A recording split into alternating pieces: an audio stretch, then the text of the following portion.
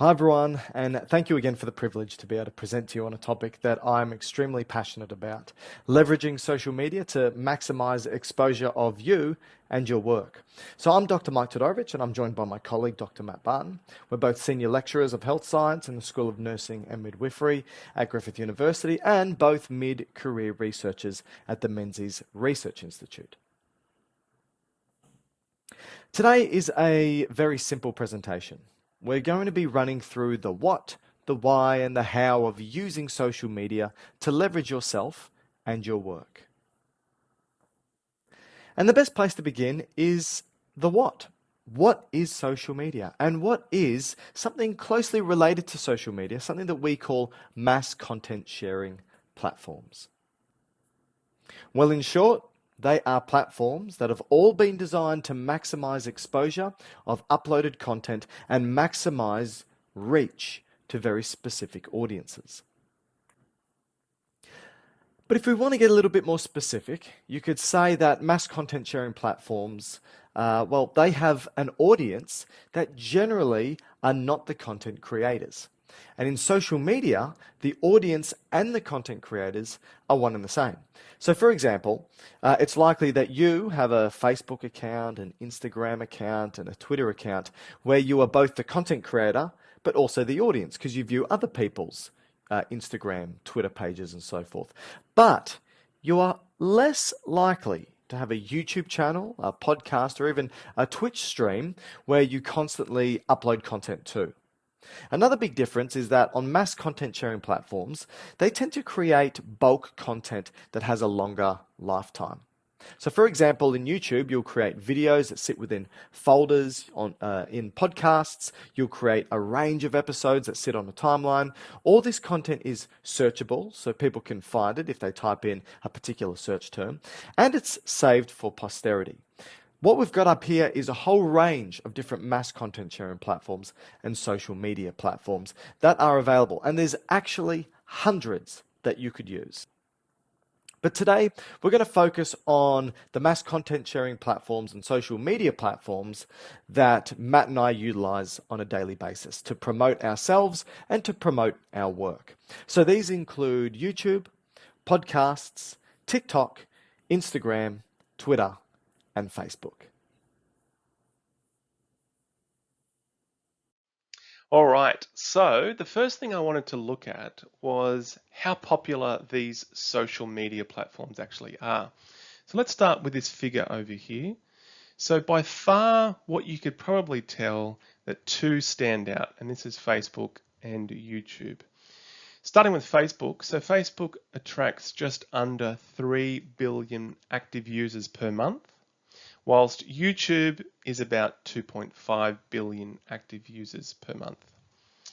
Now, a recent study was done by the Pew Research Center, and they looked at least within the American context, and they found that within the adult population in America, starting with YouTube, approximately 81% of American adults would access YouTube or have accessed YouTube before.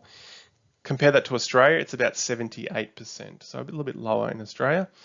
Whilst in Facebook use, American adults, about 69% of American adults have used or use Facebook, whilst in Australia it's closer to 77%, so it's quite a higher proportion in Australia.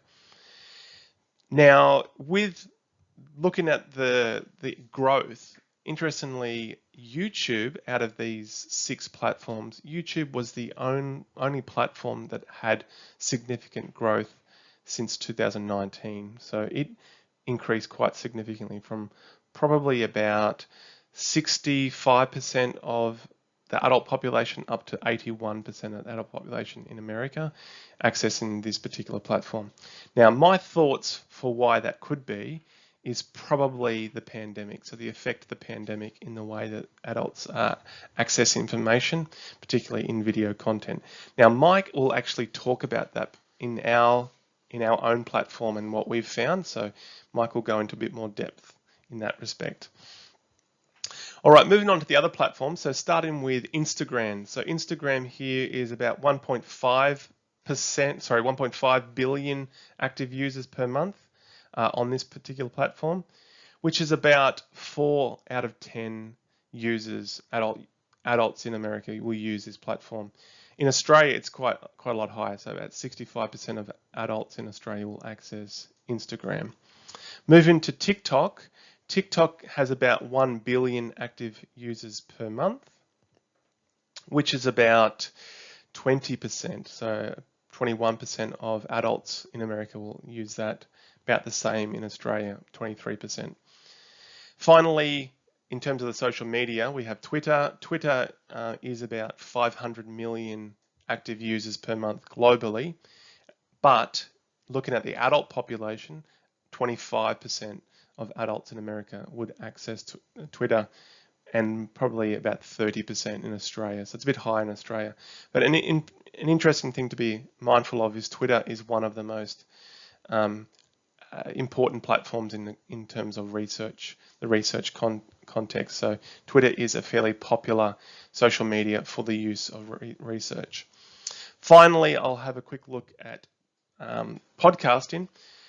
Podcasting, it's more of a medium than a social media platform, but podcasting is increasing in its popularity. So looking at this year, about 25 million users per month would access the medium of podcasting, but that's projected to increase to about, or at least double, to 45 million active users per month using podcasting. Now I want to have a look at the 6 platforms and do a compare and contrast in respect to their demographics, their format, and some pros and cons for their use. Now, before I do this, I want to just look quickly at general social media use within Australia. So in the context of just Australia, about 20.5 million Australians are active on social media. So that is around 80% of Australians. Now, really interestingly, 97.5% of these, so these people who are active on social media, 97.5% of them access social media through their phone.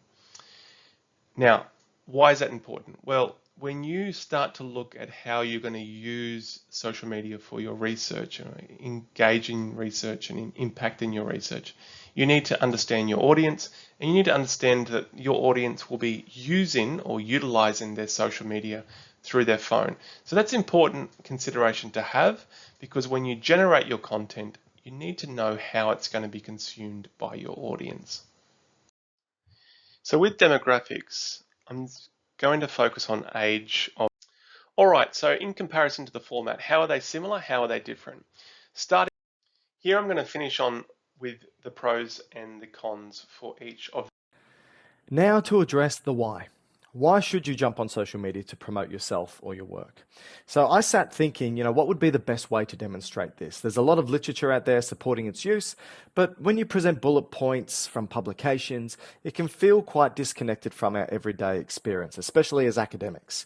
We want to know, as academics, practically, what am I going to get out of doing this? So I thought a nice way to demonstrate the why was to use myself as an example. I'm a mid-career cookie-cutter researcher. I don't mind saying it. I'm relatively good at obtaining my research outcomes, and I engage with all the platforms traditionally used by academics to disseminate and promote my work. So these platforms include conference presentations, so you can see this up on the presentation now, conference presentations, university seminars, peer-reviewed journals, so how many reads do they get, how many citations do these journals get, and also publications in more publicly accessible magazines and blog sites like The Conversation, for example. So what I thought I'd do was, over the past 5 years, I gathered roughly my total engagements, what they were, so basically how many people did I reach across all of the various platforms. So you can see here from conferences, I reached around about 1,000 people. University seminars like this one I'm doing at the moment, about 200 people. Reads of my peer-reviewed work, around about 6,000. 700 citations over the past 5 years, and around about, 25,200 reads of my conversation articles. Now I want to bring in social media to compare and contrast. How many people have I engaged through posting my work on social media platforms? Let's take a look. So, through Instagram, 9,414. Twitter, 60,222. TikTok, 73,000 people. Podcasts, 120,000 downloads of our episodes. And YouTube, 1,039,000 views of our videos. Now you look at this and you think, wow, okay, social media does indeed compete, if not outcompete, some of the traditional forms of research dissemination. But I've been a little bit dishonest with you.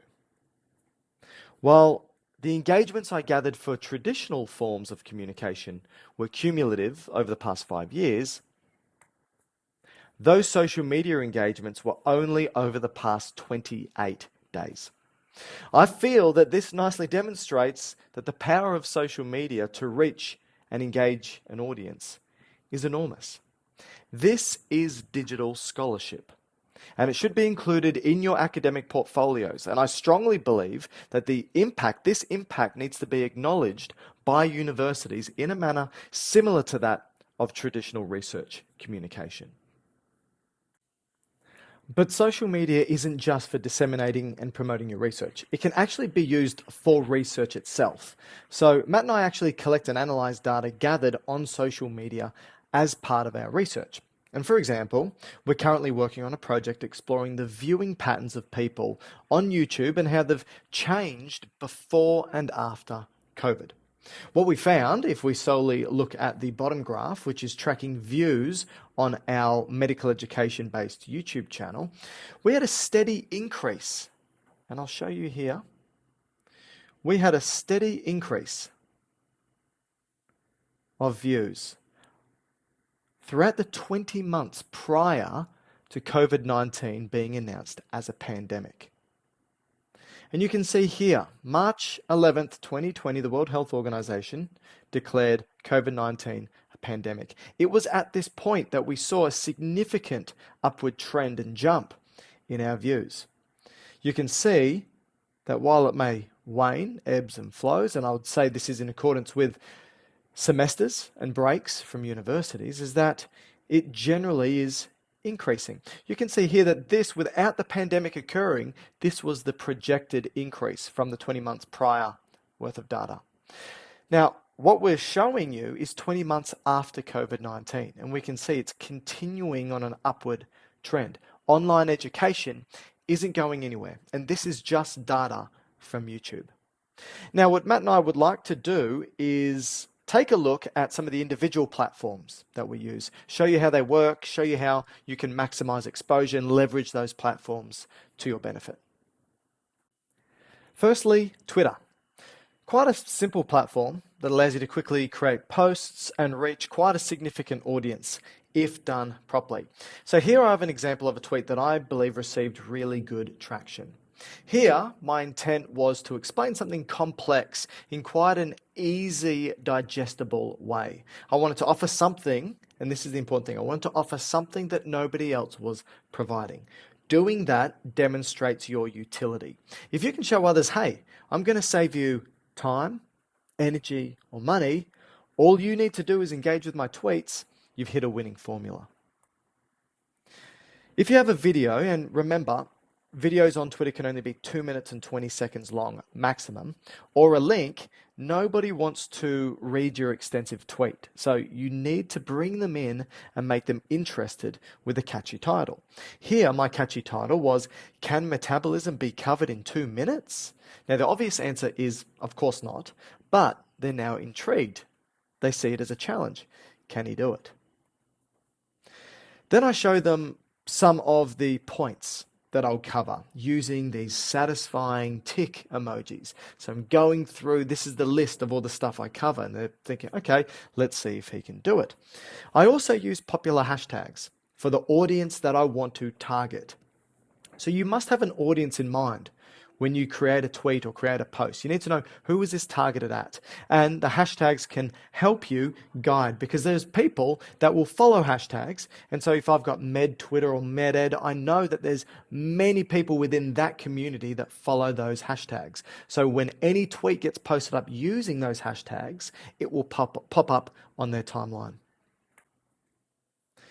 Now the video, because I did a video, the video itself must be of good quality. And I'm talking about good video quality and audio quality. The content also obviously has to be good as well. If the video quality and audio quality isn't good, people are just going to turn it off straight away after they look at it. And then, once you posted it, you can sit back and watch the engagement. So you can see here, I had 204,000 views of this tweet since I posted it. Now, it's also got very good likes and retweets as well. But if you want to find out more, go into more detail about your stats, you can actually click this button here, which says View Tweet Activity. And this will bring up more in-depth data. So first thing you can see up the top there is impressions. Impressions are basically meaningless in social media. It just means that it reached this many people. But it tells you nothing about whether they actually engaged with what you put up, which is most important. So this tweet would have appeared, so it says 1 million impressions. So it means that this tweet appeared on over 1 million people's timelines, which is obviously amazing. So it shows your reach. But underneath where it says engagements, this is what's meaningful. 61,000 people meaningfully engaged with this tweet. So it means they either liked it or they retweeted it or shared it or whatever it may be. But there was meaningful engagement. They clicked on it and so forth. Instagram. This platform was originally designed for photo and image sharing, but it has evolved to include short-ish videos, generally between 1 to 15 minutes long, but depending on your particular account, they can be up to 60 minutes, but not really engaged with very well if they're that long. But still, the most successful content posted on Instagram are images, generally photos or memes. Here, I've got one of my favorite medical memes that I've posted up. It's very niche, but I know my audience and they really loved it. It got shared quite well. So you can see that on Instagram, unlike Twitter, the picture itself is primary. The caption, which sits underneath, is secondary. Many people will like and share a post even without reading the caption on Instagram. So you must engage your audience immediately with the image or video that you post. Now, there is no hard rule here, but generally, shorter descriptions are best. But it all depends on the post. You can also chuck in useful and popular hashtags as well to make your post easier for people to find. And don't forget, and this applies for Twitter as well, that if you want someone specific to see your post and hopefully share it, make sure you tag them. And you can do this while you're developing the image or developing the post. You can tag them in the actual image itself, or you can tag them down in the description. But again, if they see it, they're likely to repost it, which increases or compounds your reach. And similar to Twitter, Instagram has the View Insights button that you can click on and get more in-depth analyses. So again, it throws out similar info to Twitter. So how many accounts you've reached, the interactions, and so forth. So you can use this to sort of guide what posts were successful, what weren't successful, and what type of audience did you reach. TikTok. It's an amazing platform to reach people quickly, but generally it is a younger audience like Matt highlighted earlier. We actually have a number of academics at Griffith that very successfully leverage TikTok for education and research purposes, one of which is Dr. Kristen Summer. She's got a brilliant TikTok account with over 370,000 followers. So she's got a great audience where she shares her work on child development. She's a perfect example of how to utilize TikTok well. Now remember that TikTok is videos only. They are short, they're fast-paced, and they're consumed with ferocity. People access them, view them, throw them away, go to the next one. So here I'm providing an example of one of my successful TikTok videos. It's quite short, so I'll actually show you the whole video.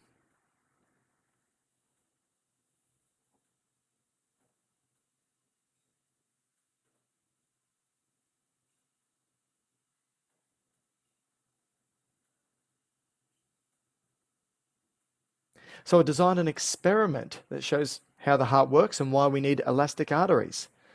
Without our arteries being able to stretch and recoil, blood will just continue to spurt and spurt and spurt. But with the elastic arteries, it can snap back and allow for a constant blood flow to occur.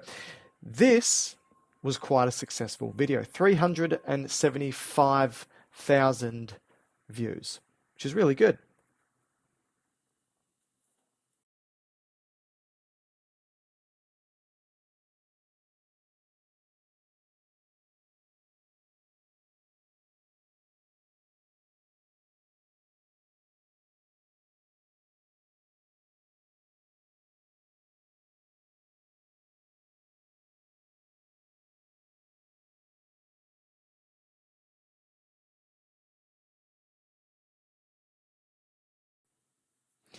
TikTok has about a million different features and filters that you can use. For me, it was an extremely steep learning curve to use, and I'm still not even close to being where I want to be on this platform. But the possibilities that it offers when it comes to content creation is enormous, and you can be quite artistic and novel in the design of the content that you want to make.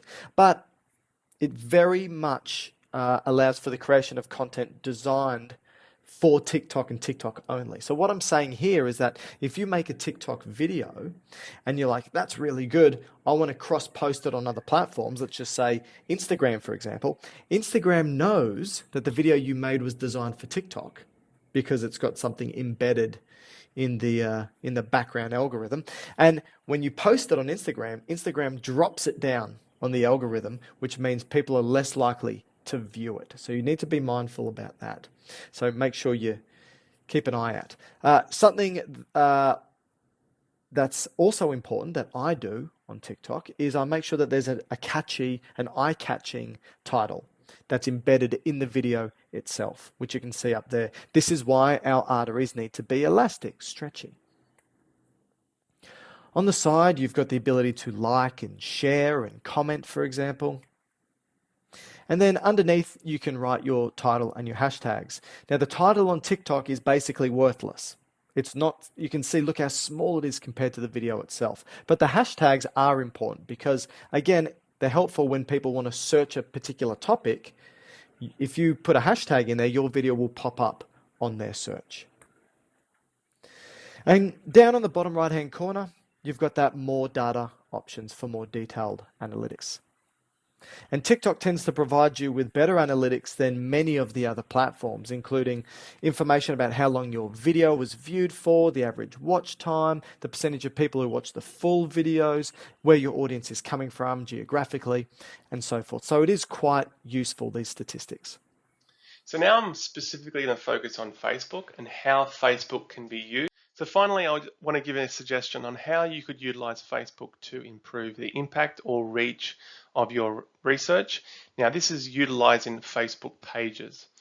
Now, what we've got here is our institute. Mike and I, we do research in this institute, the Clem Jones Center for Neurobiology, and they utilize Facebook page to disseminate research that they're doing and educate the community, their research community, which is around spinal cord injury. So let's have a look over here. So we've got the page with the name, the Clem Jones Center for Neurobiology and Stem Cell Research. If you look down on the left, there's a bit of information about us. And then moving across to the right is a timeline on post. So this is Facebook Messenger that's superimposed into this particular page. And all the audience can engage with our posts, and it's a good way to generate discussion within our research area. More information about us, you can see how many people are following our web page, our Twitter page, our Instagram.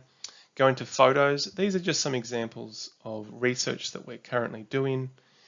The investigators in our group, some more pictures about our whole group, and particular updates of importance. In videos, it gives a good insight on what's been done in the lab, and this is important for funding bodies, philanthropic organisations or community groups that want to see what we're actually doing in our institute. Finally, up here and more, you can upcoming events and also how the community can engage. So now I'm going to move on to YouTube and how you could potentially utilize this platform for some research activities. So YouTube was first launched in 2005 and is now the most versatile educational platform and arguably is the most influential educational social media platform on the planet.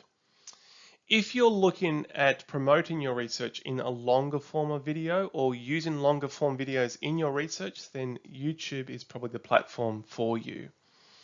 Here, what I've done is a screen grab of Dr. Mike and my YouTube channel. This is an educational YouTube channel.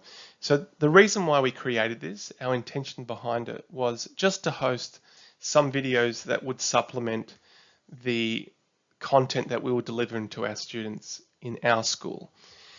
Slowly, we started to see that it got traction outside the university, and so we slowly broadened the type of videos that we created and changed the scope to be a bit more around medical education. And this started to become fairly popular.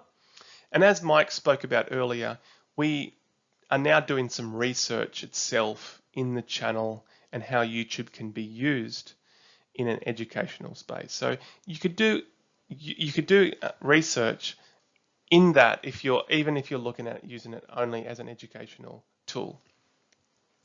Now, if you wanted to promote your research, so let's say you're an institute and you wanted to promote the research that is done in your institute. An example that I just came across earlier was the Queensland Brain Institute. So what they did is at the home page, they had a video of information about their institute. And across here in the playlist, they devised their playlist based on the research programs or the research groups within their institute. So each playlist was from a different research group. And then videos within that playlist was all the research that was done in each group. So that's a very useful way of demonstrating or showcasing that research that is done in your particular context. Over here in channels, they then cross-collaborated with similar YouTube channels that worked in similar research. So this could be neuroscience or medical research, and they followed their channels, and that way there's good cross-collaboration. If you're wanting to actually do research, you could almost use a YouTube channel like I demonstrated as a Facebook group. So you could start the group up. Let's say this was for spinal cord injury and we were looking at making medical resources for that or educational resources. So the page would be around that. We would invite people across. You could do the same way. You could go to databases or Facebook groups and invite them to your page. Here you would have videos about what you're hoping to do. And in the community section is where everyone would communicate. And even you can do polls and surveys within here. So this is a means of doing research on the page itself. So that's another way that you could potentially utilize YouTube for research. Finally, I just wanted to quickly illustrate, like I spoke to you earlier, about 98% of people who access social media is done through their phone. So I just wanted to draw your attention that when you do a post, you have to ensure that it aesthetically is going to look pleasing on the phone in terms of that formatting. So here, what Mike has demonstrated is a demonstrative image of what his video is about. He's got a title description of the video and an explanation of what he's covered, and then some more information there about how to follow him. So here is just some suggestions on how you may want to use YouTube in a research context. So the last medium that I want to talk about is podcasting. So Mike and I have been relatively successful with using this medium. Now, I want to stress that it is a medium. It's not a typical social media platform. So our intention for using this particular platform was for our students. So it was in a health science space, and we looked at it in a sense of, well, we've created other material. This is slightly different.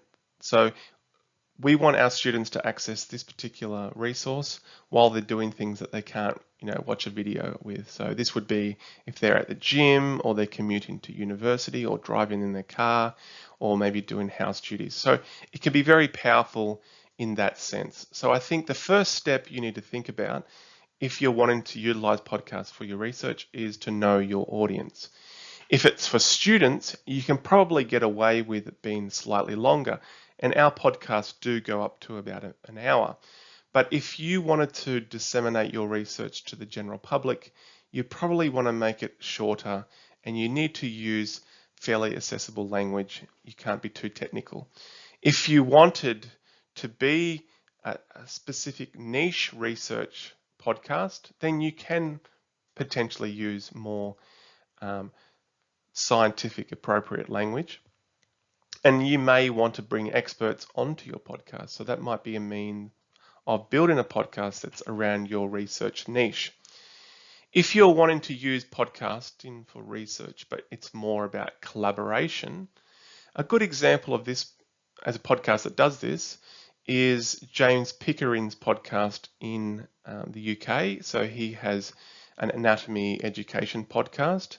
And what he does really well is he brings experts from all over the world and he looks at something that's novel for what they're doing. So that could be a teaching practice, but it also could be something in the research. He brings them on, has a chat. And the benefit of that is then you have this huge playlist or repository of all experts in that area that you can go back and listen to. And you can get some great ideas with, and it becomes a very powerful resource. So that's another example of how you may use it as a means of connection or collaboration. Finally, I just wanted to give you some brief tips on using podcasting that we have troubleshooted throughout our time. So the first one is to ensure that you have good quality microphones. So Mike and I went through, we learned this the hard way. So a lot of our early podcasts have some pretty crappy audio, and that's because we probably used the wrong microphone. So ensure that your microphones are appropriate for podcasting. The next step is editing. I wouldn't go for a super complicated editing software. Go for something fairly simple, fairly intuitive, so you can do your editing and it's not too difficult, but it still produces quality. And then finally, as a final tip, is utilize all the platforms that host podcasts. So initially, Mike and I only had our podcasts on iTunes in Apple, but then we realized that actually Spotify is quite a good medium. And so we started to jump between those two. You can use both together. So you're sharing the same podcast and it just goes across both. So it's mirrored across both platforms. But then more recently, we realized that there's other platforms like Google and Amazon. So please ensure that you're utilizing all the different platforms that host podcasts, because this again will broaden your audience and get access to a lot more people than just limit it to one. And so finally, I just wanted to thank everybody for giving us the opportunity to be able to present to you today. And again, a topic that we're quite passionate about, and we're more than happy to answer some questions for you in the time remaining. Thanks.